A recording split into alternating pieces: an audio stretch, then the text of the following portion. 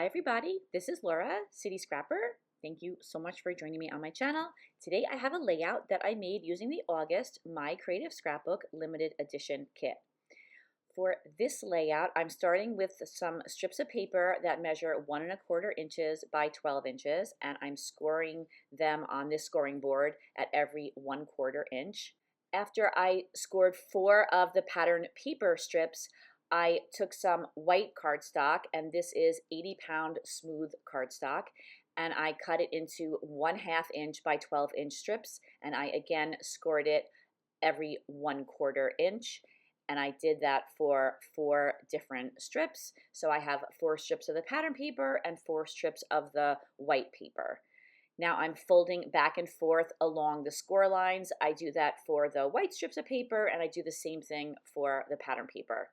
The white paper is just a little bit bigger so that I'll be able to lay the pattern paper on top of it, and you'll see all this come together in just a little while. Now I'm using my T-square and another piece of 80-pound smooth white cardstock, and I'm measuring in 1/2 inch along all 4 edges, and I'm using my pencil to make some marks.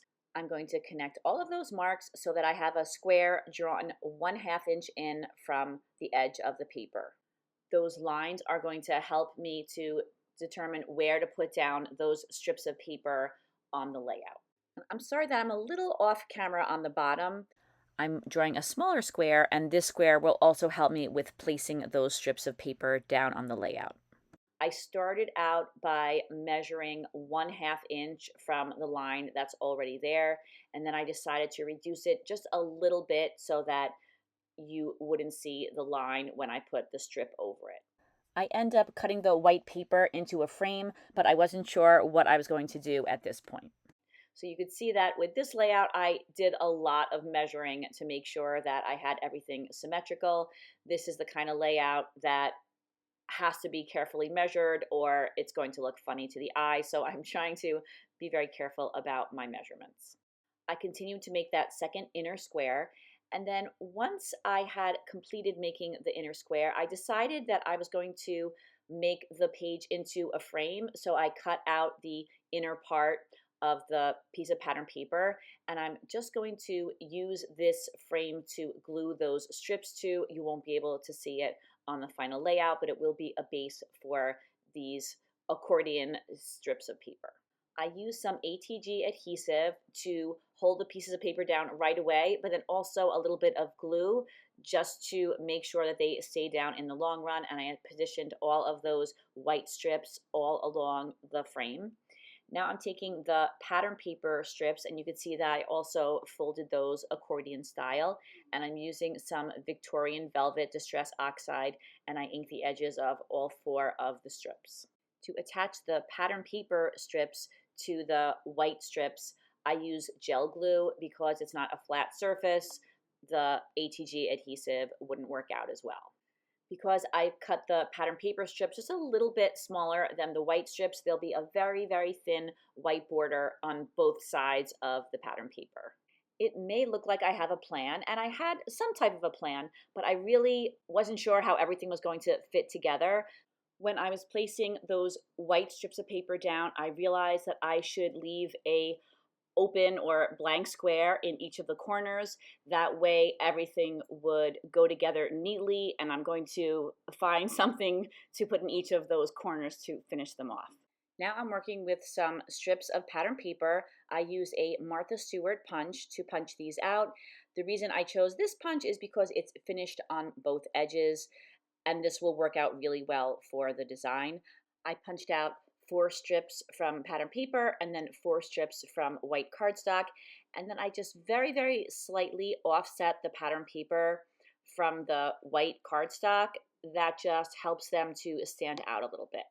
Now I'm going to address those 4 corners. I used a square die. It has some stitching around the outside that I had in my stash, and I used some adhesive foam, and I punched out 8 squares. I put 2 in each corner, and I layered 2 of them on top of each other to give them a little bit of dimension.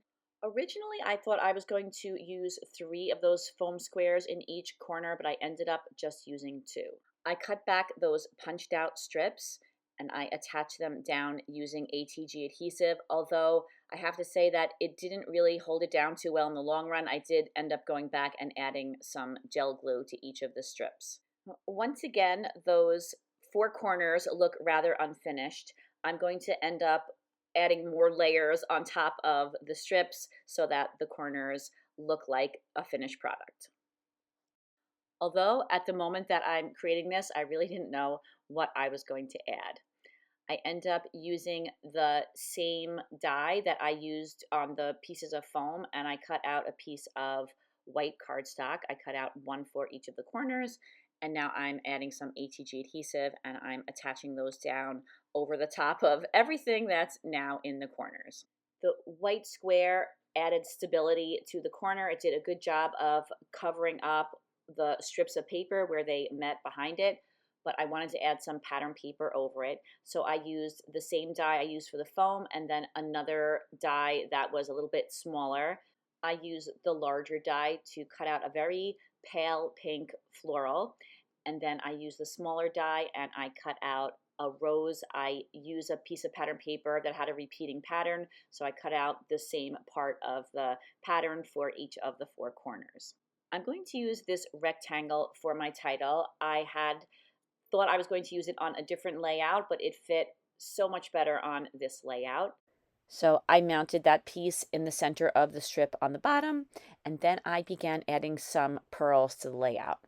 I added them to each of the flower openings that are on all of the punched out strips. I also added some to the corners of the rectangle I'm going to be placing the title on. And then I began working on my photo. I used a Creative Memories oval cutter. I cut out my photo, then I cut out a white mat that's slightly larger, and then I cut out another mat out of pattern paper. I inked the edges of the pattern paper with some Distress Oxide, again in speckled egg, and then I layered the photo on top of the white mat and the white mat on top of the pattern paper mat. Since I already had quite a bit of dimension with the border pieces, I thought that it made sense to pop up the photo. So I used some adhesive foam, I cut that to size, and I'm going to mount the photo directly in the center of this layout. Before I add the photo to the layout, I want to add a frame around the outside of the strips.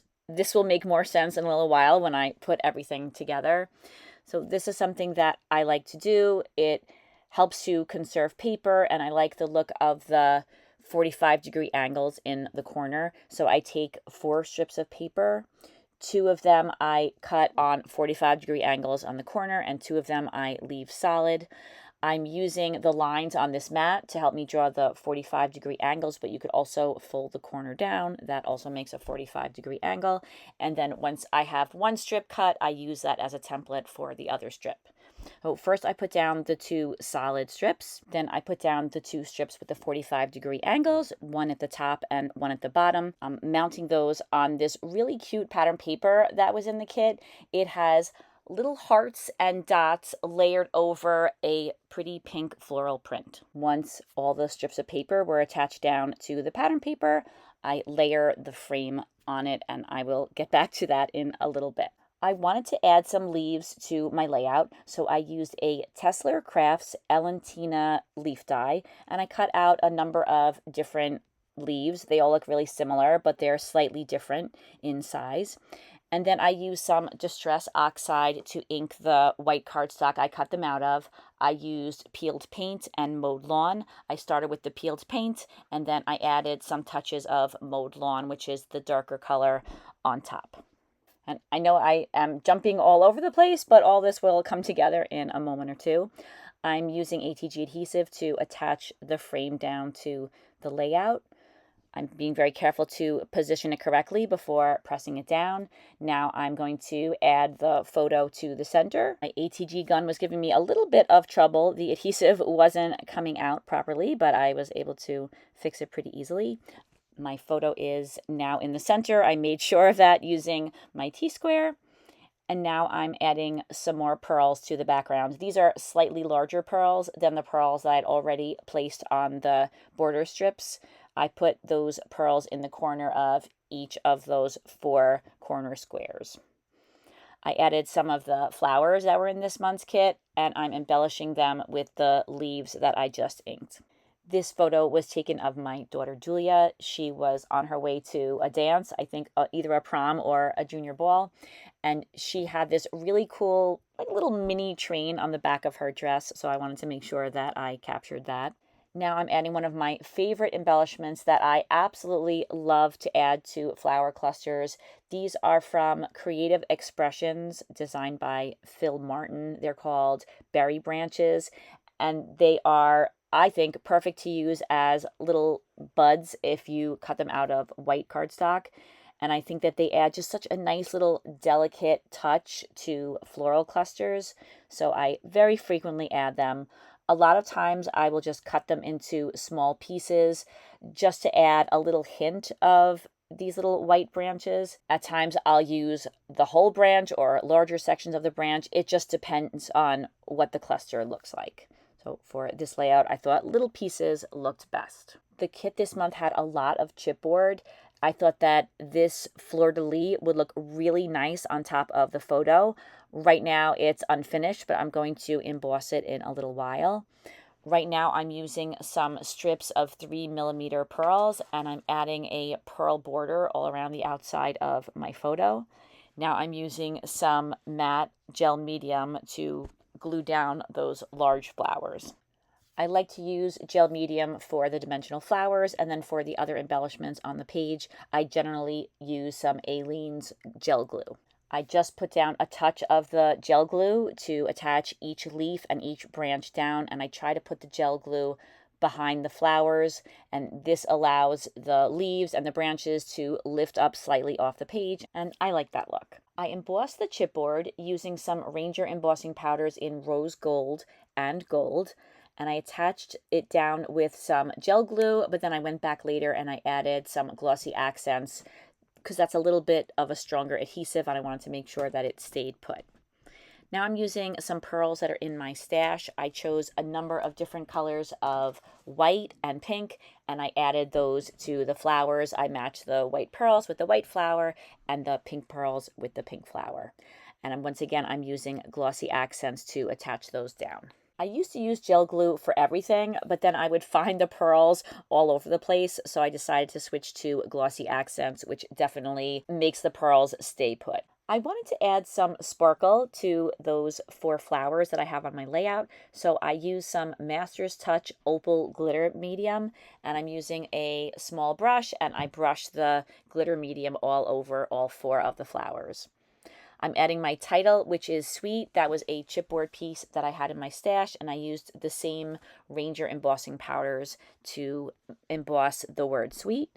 Now I'm adding some more pearls. This time I'm adding them to the chipboard piece that's on top of the photo, and I use a couple of different sizes just to make it a little bit more interesting.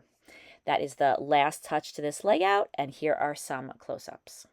Thank you so much for watching this video. I really hope that you enjoyed it. I'm so grateful to all of my subscribers, everybody who watches, likes, comments on my videos. It means a lot to me. Thank you so much for helping out my channel.